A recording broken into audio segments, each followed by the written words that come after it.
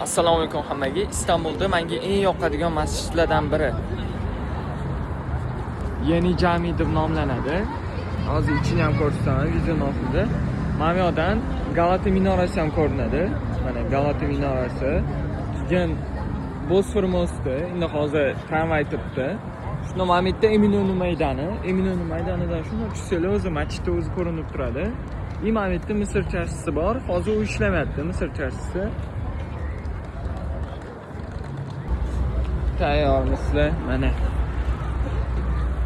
İstanbulda почти hamma masjidlarning tashqi ko'rinishi bir xil bo'ladi. Lekin hamma masjidlarda ham emas. Hammasida ham emas. Bu mana bu masjid Sulaymaniya masjidiga ham o'xshaydi.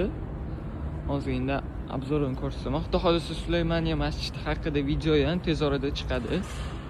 Kuzatib boringlar. Masjidda o'zi mana bu yerda ayollar o'qiydigan joy. Burada hamma masjidlarda bor. Shahar. Kim bo'lyapmiz? Mana masjidda o'zi.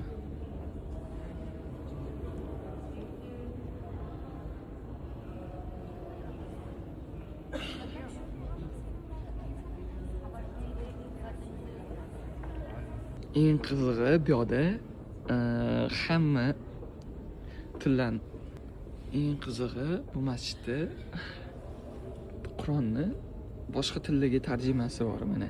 Fransuz tili, mana bu yerda roman tili bor mana. Pastda. Keyin mana nemis tili, Polsha tili, keyin italyanchada mana. Bu nima? Magyar, Vengriya. Keyin mana ispancha bor. İngilizce var mana. Mana bu yerda inglizcha tarjimasi bor. İstanbulda ko'p masjidlarda shunaqa joy bor mana, 2 etajli. Bu yerda imom yordamchilari o'tiradi. Azon, azonlar hammasi shu yerdan aytiladi. Alohida joy mana. Ajralib o'tirishadi ular.